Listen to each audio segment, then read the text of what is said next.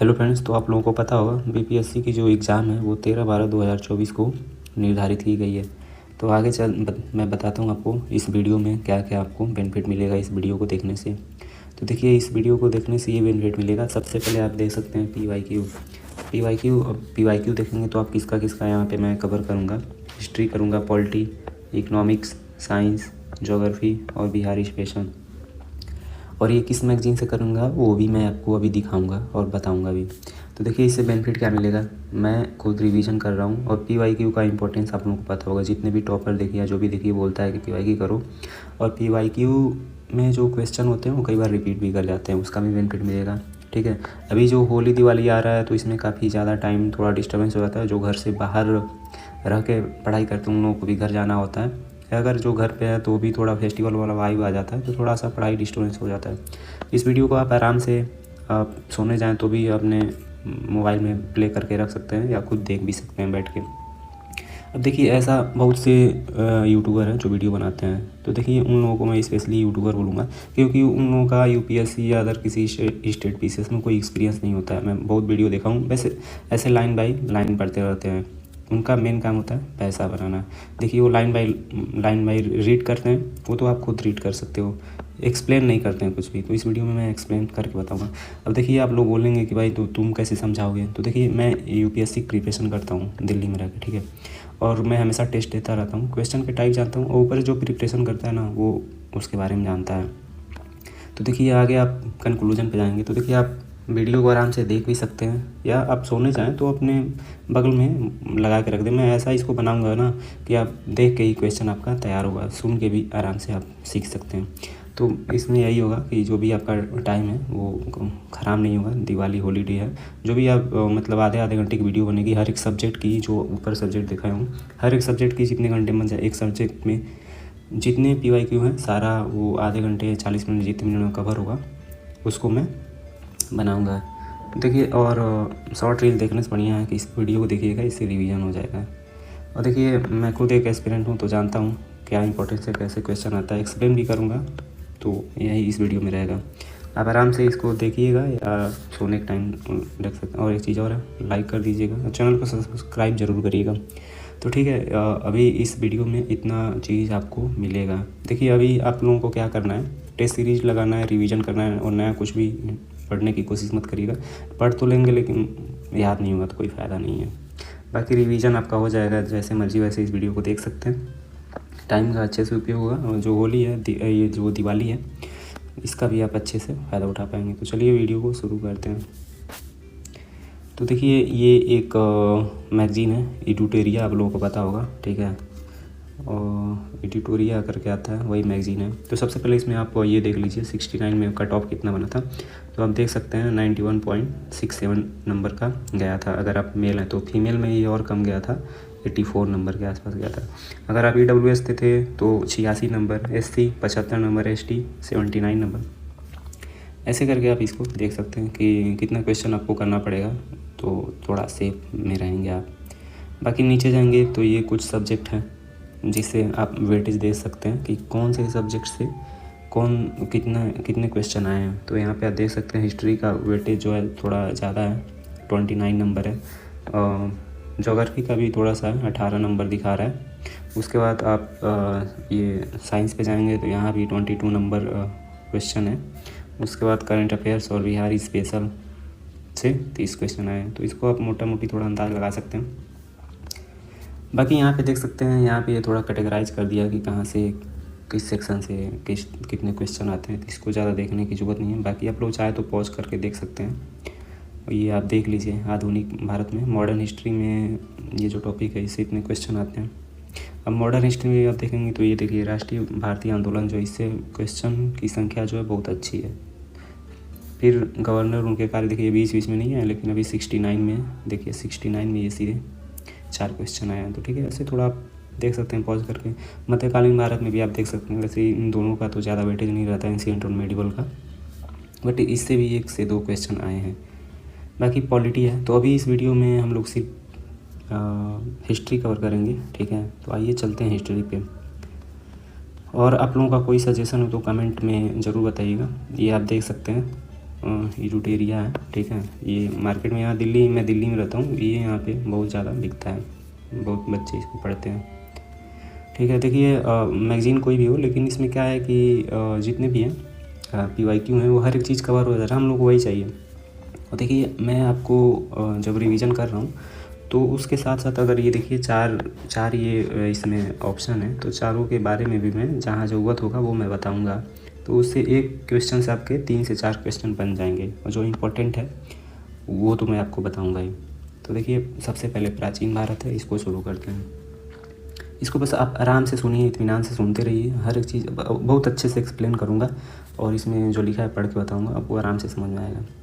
तो देखिए यहाँ पे अष्ट प्रधानमंत्री परिषद के बारे में पूछा गया है कि कौन से प्रशासन में थी अष्ट प्रधान, तो ये मराठा प्रशासन में थी। अब ये अष्ट प्रधान होता क्या है, तो देखिए अष्ट प्रधान की संकल्पना जो है मंत्री परिषद के रूप में की गई थी। इसके तहत 8 प्रमुख अधिकारियों को अष्ट प्रधान के रूप में जाना जाता था। और परिषद का गठन ये भी पूछ सकता है कौन किया था, छत्रपति शिवाजी महाराज ने किया था। तो देखिए अष्ट प्रधान क्या है, 8 प्रमुख अधिकारियों को ऐसे प्रधान के रूप में जाना जाता था, और इसका जो गठन है छत्रपति शिवाजी ने किया था। चलिए यहाँ पे देख लेते हैं कि 8 वो जो अधिकारी हैं उसमें कौन कौन आते हैं। तो देखिए पेशवा को प्रधानमंत्री बोला जाता है, अमात्य को मजूमदार वित्त मंत्री बोला जाता है, पंडित राव होते हैं वो ये तो शब्द से आप अनुमान लगाते हैं, पुजारी को बोला जाता है, सुमन दबीर जो होते हैं विदेश मंत्री होते हैं, वकिया नवीस गृह मंत्री को बोला जाता है, सचिव शाही आदेशों को तैयार करना इनका काम होता है, सर नौबत या सेनापति, ये सेनापति हैं तो प्रधान सेनापति, और न्यायाधीश का आप नाम जानते हैं मुख्य न्यायाधीश। तो ठीक है आगे बढ़ते हैं।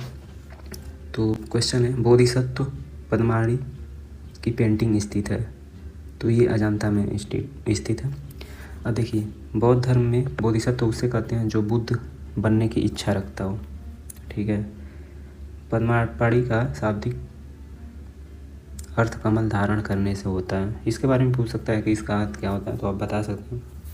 एलोरा के बारे में यहाँ बताया गया है। एलोरा विश्व की सबसे बड़ी रॉक कट हिंदू मंदिर गुफा परिसरों में से एक है, जिसमें 600 से 1000 की अवधि की कलाकृतियाँ हैं। अब यहाँ पे एलोरा की गुफाएं हैं, बादामी गुफाएं के बारे में भी थोड़ा सा बताया गया है। कर्नाटक के उत्तरी भाग में बादामी बागलकोट जिला का एक शहर में स्थित हिंदू और जैन गुफा मंदिरों का एक परिसर है। उसके बाद आप आगे जाएंगे तो यहाँ पे ये क्वेश्चन पढ़ने का ज़्यादा मतलब है नहीं, मैं सीधे एक्सप्लेन पे आता हूँ। देखिए यहाँ फाहियान के बारे में बताया गया है।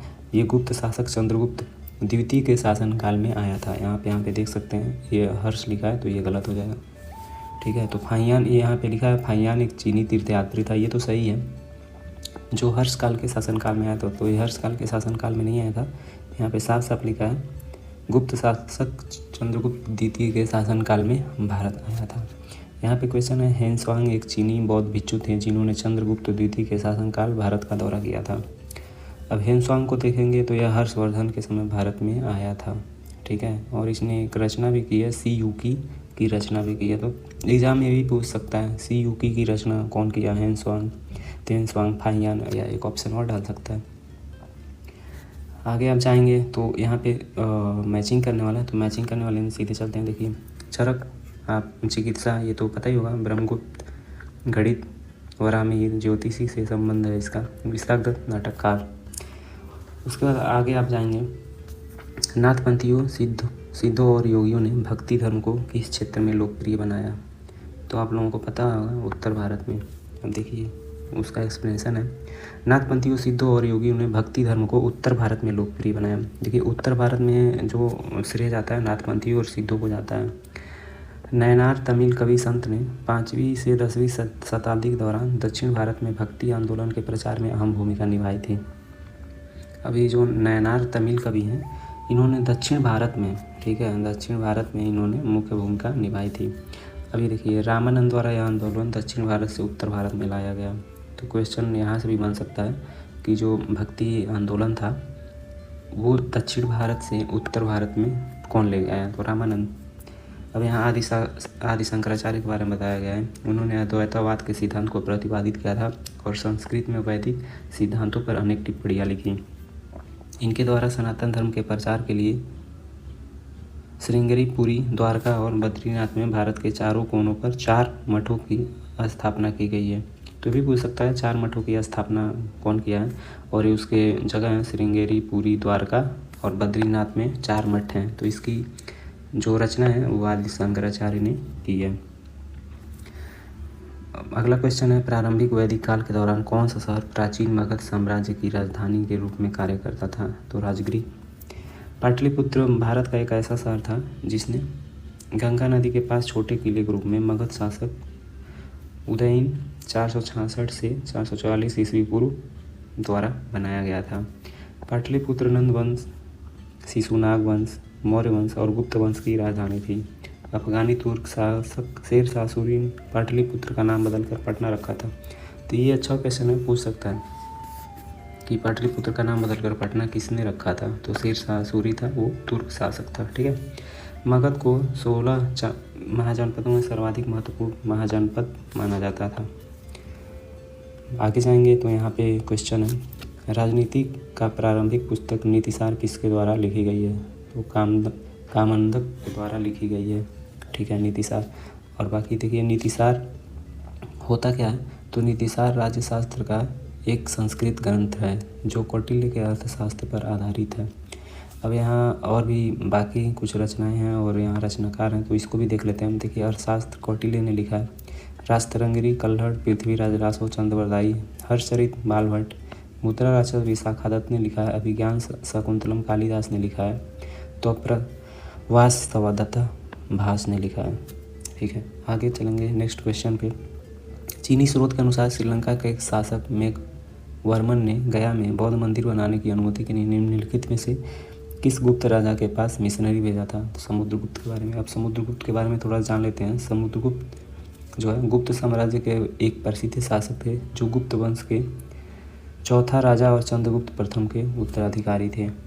नेक्स्ट क्वेश्चन पे जाएंगे तो भारतीय कला में स्तूप, चैत्य और विहार का निर्माण निम्नलिखित में से किससे संबंधित है? तो ये तो बहुत आसान क्वेश्चन है, बौद्ध धर्म से। अब देखिए ये जो इसके बारे में मतलब स्तूप, चैत्य और विहार का मतलब क्या होता है वो भी यहाँ पे बताया गया है। तो चैत्य के बारे में मतलब ये पता होना चाहिए कि चैत्य क्या है। तो बौद्ध धर्म में पूजा स्थल के लिए चैत्यों का निर्माण किया गया है। जैसे क्वेश्चन पूछ सकता है कि चैत्य क्या है, बौद्ध धर्म में चैत्य किसको बुलाया था? 4 ऑप्शन दे सकता है। अब यहाँ देखिए विहारों का निर्माण बौद्ध भिक्षुओं को रहने के उद्देश्य से किया गया था। वे भिक्षुओं के निवास स्थान है। तो विहार के बारे में पूछे तो आप लोगों को बताना है वे भिक्षुओं के निवास स्थान है बौद्ध धर्म में। स्तूप के बारे में पूछे तो स्तूप बौद्ध संतों की उपासना के लिए प्रयोग किए जाने वाले एक अनुष्ठानिक स्थल के रूप में होता है जो एक कब्र के समान दिखता है। ठीक है, स्तूप ऐसा होता है। अब नेक्स्ट क्वेश्चन पे जाएंगे तो निम्नलिखित में से कौन सा जानवर सिंधु घाटी सभ्यता के लोगों को नहीं पता था? तो घोड़ा के बारे में नहीं पता था। अब थोड़ा सा यहाँ पे सिंधु घाटी सभ्यता के बारे में जान लेना चाहिए। इस सभ्यता के लोगों ने कई जानवरों को पालतू बनाया था। इनका प्रमाण यहाँ से प्राप्त मुहरों और दफनाने की विधि से मिलता है। इन पालतू जानवरों में कुबड़ और सींग वाले मवेशी, कुबड़ और सींग मवेशी, कुत्ते और बिल्ली आदि शामिल थे। एशियाई हाथी को भी पालतू बनाया गया था। इसके हाथी दांत को स्वतंत्र रूप से उपयोग किया गया था। आगे क्वेश्चन पे जाएंगे तो निम्नलिखित में से किस बंदरगाह को मुगल काल के दौरान काबुल मक्का का द्वार कहा जाता था? तो ठीक है, मुगल काल के दौरान मक्का का द्वार किसे कहा जाता है? तो ये सूरत को कहा जाता है। अब यहाँ पे जाएंगे एक्सप्लेनेशन में। सूरत को मुगल काल में बाबुल मक्का कहा जाता था क्योंकि यह हज के लिए यात्रा करने वाले तीर्थयात्रियों के लिए प्रस्थान बिंदु था। इस कारण सूरत को बंदर मुबारक के नाम से जाना जाता है। तो सूरत को देखिए, सूरत को बाबुल मक्का या मक्का का द्वार कहा जाता है या बंदर मुबारक के नाम से भी जाना जाता है। नेक्स्ट क्वेश्चन पे जाएंगे तो इनमें से कौन भारत में फारसी त्यौहार नौरोज की शुरुआत की? तो बलबन ने किया था। अब देखिए बलबन के बारे में थोड़ा सा जानना पड़ेगा। बलबन ने ईरानी त्यौहार नौरोज आरंभ किया था। इसने कई ईरानी परंपराएं जैसे सिजदा और पैबोस, देखिए ये जो बलबन है इसने नौरोज तो दिया ही था, बाकी उसके साथ सिजदा और पैबोस की भी शुरुआत की थी। तो सिजदा में क्या होता है? भूमि पर लेटकर अभिवादन करना, और पैबोस में क्या होता है? सुल्तान के चरणों को चूमना। तो ठीक है, ये भी ध्यान रखिएगा। इसने इल्तुतमिश के समय गठित चालीसा तुर्क सरदारों के गुट की समाप्ति कर दी। बलवन ने रक्त व लौह की नीति का पालन किया। रक्त की लौह की नीति का पालन किसने किया था? तो बलवन ने किया था। वह स्वयं को फिरदौस के शाहनामा में वर्णित अप्सरसिया वंश से जोड़ता था। बलवन ने एक पृथक सैन्य विभाग दीवान-ए-अर्ज की स्थापना। तो क्वेश्चन ये है दीवान-ए-अर्ज की स्थापना किसने की? तो बलवन ने की थी। बलवन ने जिल-ए-इलाही ईश्वर का प्रतिबिंब की उपाधि धारण की। तो यहाँ पे क्वेश्चन ये है जिल-ए-इलाही की उपाधि किसको मिली थी? तो बलवन को मिली थी। आगे क्वेश्चन पे जाएंगे तो ये कुछ रचना है। तो फुतुहात-ए-आलमगीरी किसके द्वारा लिखी गई थी? तो ये लिखी गई थी ईश्वरदास नागर के द्वारा। अब यहाँ पे और है लेखक हैं और पुस्तक है तो उसको भी देख लेते हैं। तो ईश्वरदास नागर ने लिखी थी फुतुहात-ए-आलमगीरी। बाबर ने लिखी थी तुजुक-ए-बाबरी। जहांगीर ने लिखी थी तुजुक-ए-जहांगीरी। गुलबदम बेगम ने लिखा था हुमायूंनामा फारसी। अबुल फजल आईन-ए-अकबरी या और अकबरनामा ये दोनों लिखा था। ठीक है। मिर्ज़ा मोहम्मद आलमगीर नामा ने लिखा था, नहीं सॉरी, ये जो मिर्ज़ा मोहम्मद ने, हाँ सही है, आलमगीर नामक पुस्तक को लिखा था। अब्बास खां शेरवानी ने तारीख़-ए-शेरशाही लिखा था। मुतमिद खां नामा-ए-जहांगीरी। ख्वाजा कामगार मसीर-ए-जहांगीरी। अब्दुल हमीद बादशाहनामा। निज़ामुद्दीन अहमद तवाक़त-ए-आबकारी पुस्तक लिखी थी। इनायत खान शाहजहांनामा। तो ठीक है, इनायत खान ने क्या लिखा था? शाहजहांनामा इनायत खान ने लिखा था। तो अभी ये जो आप ऊपर देख रहे हैं तो वहाँ पे हिस्ट्री का एक पार्ट ये ख़त्म हुआ है। ठीक है, मैं बताता हूँ इसमें कितने क्वेश्चन हैं प्राचीन भारत का। तो प्राचीन भारत है ये, ठीक है। एंशिएंट इंडिया का ये जो इसमें क्वेश्चन है अभी ये ख़त्म हुआ इतना। बाकी आप लोग कमेंट करके बताइएगा तो अगले वीडियो में मैं क्या करूँगा। अभी वीडियो थोड़ी लंबी हो गई है तो अगले वीडियो में मिडिवल और मॉडर्न हिस्ट्री जो है एक ही वीडियो में कवर करूँगा।